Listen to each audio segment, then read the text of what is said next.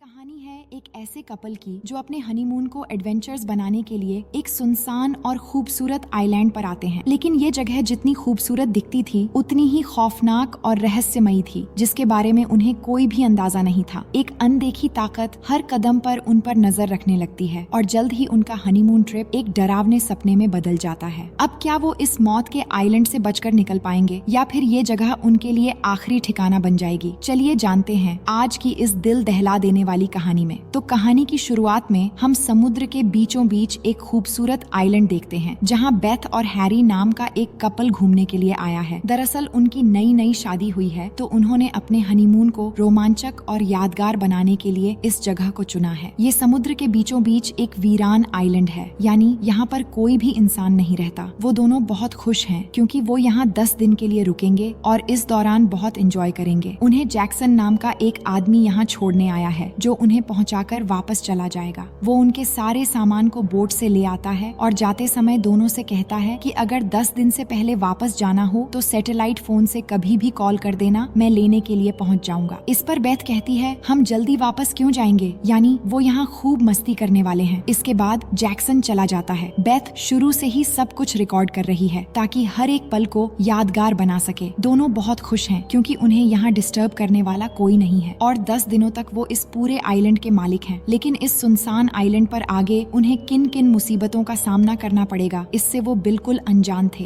अब कुछ देर बाद दोनों स्विमिंग करने के लिए जाते हैं और काफी देर स्विमिंग करने के बाद वो बीच पर लौट आते हैं और वहीं पर वो अपना रोमांस शुरू कर देते हैं। आगे देखते हैं कि रोमांस के बाद दोनों वहीं सो गए थे और जब उनकी आंख खुलती है तो वो देखते हैं कि किसी के पैरों के निशान उनके पास से होकर गुजरे हैं। दोनों को ये देखकर अजीब लगता है, जिसके बाद वो उन निशानों का पीछा करते हुए जंगल की तरफ जाने लगते हैं। लेकिन वहाँ पहुँचने पर पैरों के निशान अचानक गायब हो जाते हैं। अब क्योंकि वहाँ उनके अलावा और कोई नहीं है इसलिए उन्हें ये अजीब लगता है, पर कुछ समय बाद वो इस बात को नजरअंदाज करके अपने टेंट बनाने में जुट जाते हैं। वैसे भी उनके लिए 10 दिन कम ही लग रहे थे। अब रात को आग जलाने के लिए हैरी जंगल में लकड़ियाँ ढूंढने जाता है। वहाँ उसे कुछ हड्डियाँ मिलती हैं जिन्हें देखकर उसे समझ नहीं आता कि ये हड्डियाँ किसी इंसान की हैं या जानवर की। तभी उसे कुछ अजीब सा महसूस होता है, लेकिन चारों तरफ देखने पर वहाँ कोई नहीं होता। फिर वो लकड़ियाँ लेकर वापस आ जाता है। इसके बाद दोनों को खाना खाते हुए दिखाया जाता है और वो बहुत सारी बातें कर रहे होते हैं। तब हैरी वो हड्डियाँ बेथ को दिखाता है और बताता है कि ये मुझे जंगल में मिले हैं। बेथ ये देखकर कहती है कि ये शायद किसी बड़े जानवर की हो सकती है, लेकिन दोनों को अब भी डाउट थी कि ये हड्डियाँ असल में किसकी हैं। दोनों कुछ देर इस बारे में सोचते हैं। फिर हैरी कुछ और बात करने लगता है और वो इस बात को भूल जाते हैं। अब अंधेरा हो चुका था तो वो अपने टेंट में सोने चले जाते हैं और कुछ देर मस्ती मजाक करने के बाद सो जाते हैं। लेकिन आधी रात में उन्हें बाहर कुछ हलचल सुनाई देती है। हैरी बाहर देखता है पर वहाँ कोई नहीं होता तो बेथ कहती है कि शायद हवा की वजह से ये आवाज किसी पेड़ से आई होगी, जिसके बाद वो फिर सोने चले जाते हैं। अगले दिन सुबह होते ही हैरी जाकर स्विमिंग कर रहा होता है। तभी बेथ उसे आवाज लगाती है और दिखाती है कि किसी ने उनके कपड़े पेड़ पर टांग दिए हैं। ये देखकर वो सोच में पड़ जाते हैं कि उनके अलावा यहाँ कौन हो सकता है। इसके बाद दोनों जंगल की ओर जाकर देखने लगते हैं, पर बहुत देर ढूंढने के बाद भी उन्हें कोई नहीं दिखता। इसलिए वो वापस आकर सोचते हैं कि शायद ये किसी बंदर का काम हो सकता है जो उनके कपड़े इस तरह टांग कर चला गया होगा। फिर दोनों फिशिंग के लिए जाते हैं जहाँ हैरी एक मछली पर पैर रखने वाला होता है। तभी बेथ उसे रोकती है और उस मछली को उठाकर बताती है कि ये स्टोन फिश है जिसके कांटे इतने जहरीले हैं कि अगर तुम्हारा पैर इस पर लग जाता तो 30 मिनट के अंदर तुम्हारा काम तमाम हो सकता था। और इसके बारे में मैंने एक किताब में पढ़ा था। इसके बाद दोनों सेफली फिशिंग करने लगते हैं और फिर कुछ देर स्विमिंग भी करते हैं। फिर जब वो बाहर आते हैं तभी अचानक उन्हें जंगल की तरफ से किसी के रोने की आवाज सुनाई देने लगती है। आवाज का पीछा करते हुए दोनों जंगल की तरफ जाने लगते हैं और कुछ आगे बढ़ने पर उन्हें एक छोटा सा घर दिखाई देता है जो देखने में बहुत पुराना और टूटा फूटा लग रहा था। ये देखकर उन्हें अजीब लगता है कि यहाँ किसी का घर कैसे हो सकता है। फिर वो जांचने के लिए अंदर जाते हैं और देखते हैं कि घर के अंदर एक बिस्तर और कुछ सामान रखा हुआ है और सारी चीजें बहुत पुरानी लग रही थीं। फिर बेथ तो बाहर आ जाती है, लेकिन हैरी और अंदर जाता है जहाँ उसे एक और कमरा दिखता है जो बहुत ही छोटा था, जिसकी दीवार पर एक चित्र बना हुआ था जिसमें एक लड़की भाला लिए किसी आदमी को मार रही है। हैरी को ये सब बहुत अजीब लगता है। तभी बेथ के बुलाने पर वो बाहर आ जाता है जहाँ बेथ उसे दिखाती है कि यहाँ किसी को दफनाया गया है और ऊपर लकड़ी का एक क्रॉस रखा हुआ है जिस पर कॉरल नाम लिखा हुआ है। दोनों ये देखकर सोच में पड़ जाते हैं कि ये किस लड़की की कब्र हो सकती है और ये लड़की यहाँ पहुंची भी कैसे होगी। तभी हम देखते हैं कि कोई छुपकर उन पर नजर रख रहा है। अब ये कौन है और ये घर किसका है और इस कब्र का राज असल में क्या है, ये सब हमें आगे पता चलेगा। इसके बाद दोनों अपने टेंट के पास लौट आते हैं, लेकिन उनके दिमाग में अभी भी वही बातें चल रही थीं। फिर बेथ अपनी कैमरे की रिकॉर्डिंग देखने लगती है और हैरी से भी देखने के लिए कहती है। दोनों इस आइलैंड पर हुई रिकॉर्डिंग देखने लगते हैं और काफी खुश हो रहे होते हैं, लेकिन अचानक उन्हें एक ऐसी रिकॉर्डिंग दिखती है जिसे उन्होंने खुद शूट नहीं किया था। जब वो सो रहे थे तो किसी ने उनकी प्राइवेट वीडियो रिकॉर्ड कर ली थी। ये देखकर वो एकदम कंफर्म हो जाते हैं कि यहाँ जरूर कोई और मौजूद है। बेथ बहुत डर जाती है और यहाँ से जाने की बात करने लगती है, लेकिन हैरी उसे समझाता है कि इसमें डरने की कोई बात नहीं है। ये किसी का प्रैंक भी हो सकता है जो शायद हमारे सोते समय यहाँ आकर वीडियो रिकॉर्ड करके चला गया होगा। पर बेथ नहीं मानती और कहती है कि ये आइलैंड पूरी तरह सुनसान है और हमारे अलावा यहाँ कोई भी नहीं है, तो फिर ऐसा कैसे हो सकता है। हैरी उसे गले लगाता है क्योंकि वो बहुत डर गई थी और उसे समझा बुझाकर उसका मूड ठीक करता है। फिर आगे देखते हैं कि दोनों इन सब चीजों को नजरअंदाज करके मजाक मस्ती में लग जाते हैं और इस समय को और भी यादगार बनाने की कोशिश करते हैं। इसी दौरान अचानक उन्हें गोली चलने की आवाज सुनाई देती है, तो वो बीच पर जाकर देखते हैं कि समुद्र में बोट लेकर दो लोग हैं जो फायरिंग करके बड़ी बड़ी मछलियां पकड़ रहे हैं। उन्हें देखकर वो समझते हैं कि ये आइलैंड पूरी तरह सुनसान नहीं है। अगर दो लोग यहाँ मछलियां पकड़ रहे हैं तो शायद और लोग भी यहाँ हो सकते हैं। इसके बाद वो अपने टेंट में वापस लौट आते हैं। अब अगले सीन में हम रात का समय देखते हैं जहाँ वो टेंट में थे और आपस में बातें कर रहे थे। तभी उन्हें किसी के चिल्लाने की आवाज सुनाई देती है और ये आवाज उसी घर की तरफ से आ रही थी। दोनों हैरान हो जाते हैं कि इतनी भयानक आवाज किसकी हो सकती है। इसके बाद बेथ को टेंट में रुकने के लिए कहकर हैरी उस घर की ओर जाता है। वहाँ पहुंचकर उसे डर भी लग रहा था, पर वो धीरे से दरवाजा खोलने ही वाला था कि वहाँ बेथ आ जाती है, जिससे हैरी डर जाता है। फिर वो बेथ को वापस टेंट में जाने के लिए कहकर वो खुद अंदर जाकर जांच करने लगता है। वहाँ उसे एक डायरी मिलती है जिसमें बहुत सारे पेजेस थे। वो कुछ पढ़ ही पाता कि तभी बेथ के बुलाने पर वो बाहर आ जाता है। वो देखते हैं कि उस लड़की की कब्र पर जो लकड़ी का क्रॉस पहले गिरा हुआ था अब वो सीधा हो गया है। ये देखकर वो हैरान हो जाते हैं कि ये अब किसने किया है। फिर सोचते हैं कि शायद उन दो बोट वालों ने ऐसा किया होगा। इसके बाद वो वापस टेंट में आकर बाहर ही सो जाते हैं, लेकिन अगली सुबह वो जागते ही देखते हैं कि किसी ने बहुत सारे सी कुकुम्बर वहाँ टांग दिए थे जो दिखने में बहुत ही अजीब लग रहे थे। हैरी भी ये देखता है और समझ जाता है कि ये किसी का प्रैंक नहीं हो सकता। अब वो भी यहाँ से जाने के लिए तैयार हो जाता है, लेकिन अब उनके बैग से सैटेलाइट फोन गायब था। बेथ कहती है सैटेलाइट फोन नहीं मिल रहा है, अब हम क्या करेंगे। इसके बाद वो उन दो आदमियों को ढूंढकर उनके पास जाते हैं और फोन के बारे में पूछने लगते हैं, पर वो उनकी भाषा नहीं समझते तो हैरी उन पर चिल्लाने लगता है। इससे वो दोनों गुस्सा होकर हैरी से हाथापाई करने लगते हैं और बेथ से भी बदतमीजी करते हैं। इसके बाद हैरी और बेथ वहाँ से चले आते हैं। फिर जब वो दोनों आदमी वहाँ से निकलते हैं तो बेथ और हैरी जाकर उनके बैग्स में फोन ढूंढने लगते हैं, लेकिन उन्हें फोन नहीं मिलता। इसके बाद हैरी अकेले तैरकर काफी मुश्किल के बाद उनकी बोट तक पहुँच जाता है और बोट के रेडियो से जैक्सन से कांटेक्ट करने की कोशिश करता है, लेकिन रेडियो सिग्नल खराब होने की वजह से कांटेक्ट नहीं हो पाता। फिर हैरी उस बोट पर रखी चीजों को देखने लगता है। तभी अचानक एक आदमी आकर उसे मारकर बेहोश कर देता है। फिर उसे बेहोशी की हालत में बीच पे लेकर आने लगता है। आगे रात का समय दिखाया जाता है जहाँ उन दोनों ने बेथ और हैरी को पेड़ से बांध दिया होता है। फिर एक आदमी बेथ के पास आकर उसके साथ बदतमीजी करना शुरू कर देता है। इसी दौरान दूसरे आदमी को जंगल से कुछ आवाज सुनाई देती है, तो वो दोनों उसे चेक करने चले जाते हैं और इसी मौके से हैरी किसी तरह खुद को छुड़ा लेता है और फिर बेथ को भी फ्री कर देता है। लेकिन तभी फायरिंग और उन दोनों आदमियों की आवाजें सुनाई देने लगती हैं। तभी बेथ और हैरी देखते हैं कि उनमें से एक आदमी घायल हो गया है और वो डर के मारे बोट लेकर वहाँ से भाग निकलते हैं। अगली सुबह बेथ जागती है और उस घायल आदमी के खून का पीछा करते हुए उस घर तक पहुँच जाती है। फिर वहाँ पड़ी उस डायरी को लेकर वो पढ़ने लगती है। तभी वहाँ हैरी भी आ जाता है। बेथ उसे बताती है कि इस किताब में कल रात उन दोनों आदमियों के साथ जो भी हुआ वो सब कुछ लिखा हुआ है। इसमें ये भी लिखा है कि सालों पहले कॉरल नाम की एक लड़की यहाँ आकर किसी वजह से फंस गई थी, लेकिन 7 लोगों ने उसे अकेला पाकर उसका शोषण किया और फिर उसे बहुत टॉर्चर करके बेरहमी से मार दिया। लेकिन वो लड़की मरने के बाद एक बुरी आत्मा बनकर लौट आई और उन लोगों से चुन चुन के अपना बदला लिया। इसके बाद अब जो भी इस आइलैंड पर आता है तो वो उसे जिंदा वापस नहीं जाने देती और यहीं पर मार डालती है और उसे खास करके आदमियों से बहुत नफरत है, इसलिए वो उन्हें बहुत दर्दनाक मौत देती है। पर हैरी को ये सब बुरी आत्मा और मरने के बाद वापस लौटने की बात पर विश्वास नहीं होता और इस डायरी को बकवास कहकर वहाँ से चला जाता है। लेकिन बेथ इस डायरी में लिखी बातों पर यकीन करती है और समुद्री स्नेल्स इकट्ठा करके कॉरल की कब्र को सजाने लगती है। तभी उसे घर से किसी के रोने की आवाज सुनाई देती है तो वो चेक करने के लिए अंदर जाने लगती है। दूसरी तरफ हैरी बीच पर बैठे हुए गाने सुन रहा था और उसे भी पीछे किसी के होने का एहसास होता है। वो मुड़कर देखता है पर वहाँ कोई भी नहीं होता। अब रात में बेथ हैरी से कहती है कि वहाँ सच में कॉरल की आत्मा मौजूद है, पर हैरी अभी भी यकीन नहीं कर पा रहा था। वो कहता है कि अगर कॉरल की आत्मा इस आइलैंड पर आने वाले इनोसेंट लोगों को मार डालती है तो मैं और तुम अभी तक कैसे जिंदा हैं? दोनों इस बात पर काफी बहस करते हैं और फिर सो जाते हैं। लेकिन बीच रात में हैरी एक सपना देखकर अचानक उठ जाता है। तभी बेथ भी जाग जाती है। फिर दोनों टॉर्च लेकर टेंट के बाहर देखते हैं तो वहाँ पर 2 और नई कब्रें बनी हुई थीं, जो देखकर वो बहुत ही ज्यादा डर जाते हैं। अगली सुबह वो बीच पर बैठे हुए थे और बेथ डर के मारे अभी भी रो रही थी और उनका सैटेलाइट फोन भी गायब था, इसलिए वो चाहकर भी यहाँ से निकल नहीं पा रहे थे। तभी उन्हें ऊपर एक प्लेन दिखाई देता है तो वो आग जलाने के लिए सूखी लकड़ियाँ इकट्ठा करने लगते हैं ताकि यहाँ से गुजरते हुए प्लेन्स को उनके होने का सिग्नल मिल सके। इसी दौरान हैरी को सैटेलाइट फोन की रिंग सुनाई देने लगती है तो वो उस आवाज का पीछा करते करते उस घर के अंदर तक पहुँच जाता है। फोन उसी घर के अंदर था, जो देखकर वो घबरा जाता है कि सैटेलाइट फोन यहाँ पर कैसे आया। जब वो फोन रिसीव करता है तो उसे वही आवाजें सुनाई देने लगती हैं जिस दिन वो 7 आदमी कॉरल का शोषण कर रहे थे। कॉरल जोर जोर से चिल्ला रही थी पर वो लोग उसे टॉर्चर करते जा रहे थे। ये सब सुनकर हैरी बुरी तरह घबरा जाता है और फोन को नीचे फेंक देता है। तभी वहाँ कॉरल आ जाती है जिसे देखकर हैरी डर जाता है और वो एक चाकू से हैरी को मार देती है और हम भी पहली बार कॉरल को देखते हैं और इसके बाद वो अंधेरे में गायब हो जाती है। दूसरी तरफ बेथ देखती है कि हैरी बीच पर नहीं है और अंधेरा भी होने लगा था तो वो एक टॉर्च लेकर उसे ढूंढती हुई उस घर के अंदर आ जाती है। लेकिन वहाँ हैरी नहीं मिलता तो वो बाहर जाने लगती है, जहाँ वो देखती है कॉरल की कब्र के ऊपर हैरी की लाश लटकी हुई है जिसे कॉरल ने बहुत बेरहमी से मार दिया है। ये देखकर बेथ वहीं पर बेहोश होकर गिर जाती है। अगली सुबह होश आने पर वो देखती है कि हैरी की लाश वहाँ नहीं है। वो भागते हुए बीच पर आती है और माचिस लेकर इकट्ठी लकड़ियों पर आग लगाने लगती है। तभी उसे कॉरल समुद्र के ऊपर खड़ी हुई दिखाई देती है तो बेथ उसकी तरफ भागती हुई जाने लगती है और चिल्लाकर पूछती है कि तुम्हें आखिर क्या चाहिए। लेकिन तभी उसका पैर एक स्टोन फिश पर पड़ जाता है जिससे दर्द की वजह से वो चिल्लाने लगती है, पर वो किसी तरह वापस बीच पर आती है और नीचे गिर जाती है। वो जानती थी कि स्टोन फिश के कांटे चुभने से अब वो आधे घंटे में मर जाएगी। तभी उसे हैरी के साथ बिताए सभी खूबसूरत पल याद आने लगते हैं। फिर अगले सीन में हम देखते हैं 10 दिन पूरे हो चुके हैं और अब जैक्सन वहाँ बेथ और हैरी को लेने आता है। लेकिन जब वो बीच पर पहुँचता है तो उसे टेंट के पास 2 कब्रें दिखाई देती हैं। लेकिन वो फिर भी उन दोनों को ढूंढते ढूंढते उसी घर तक पहुँच जाता है, जहाँ उसे वही डायरी मिलती है तो उसे उठाकर पढ़ने लगता है और तभी उसके पीछे बेथ आकर खड़ी हो जाती है, जो असल में मर चुकी थी और उसकी कब्र कॉरल की कब्र के पास ही थी। यानी अब बेथ भी एक आत्मा बन चुकी थी और कॉरल की तरह वो भी अब इस आइलैंड पर आने वाले लोगों को मार डालेगी। अब आखिर में हमें इस पूरे आइलैंड को दिखाया जाता है कि ऐसे सुनसान आइलैंड पर कितने सारे रहस्यमयी चीजें छुपी हुई हैं जिनसे हम इंसान आज तक बेखबर हैं। तो दोस्तों, ये थी इस खूबसूरत और सुनसान आइलैंड की एक खौफनाक और रहस्यमयी कहानी। कॉरल की दर्दनाक मौत और उसकी आत्मा का बदला लेना इस आइलैंड को एक ऐसा जगह बना देता है जहां हर किसी के लिए मौत इंतजार कर रही है। क्या आप मानते हैं कि ऐसी आत्माएं और रहस्यमयी घटनाएं असल में हो सकती हैं या सिर्फ ये एक कल्पना है? अपनी राय हमें नीचे कमेंट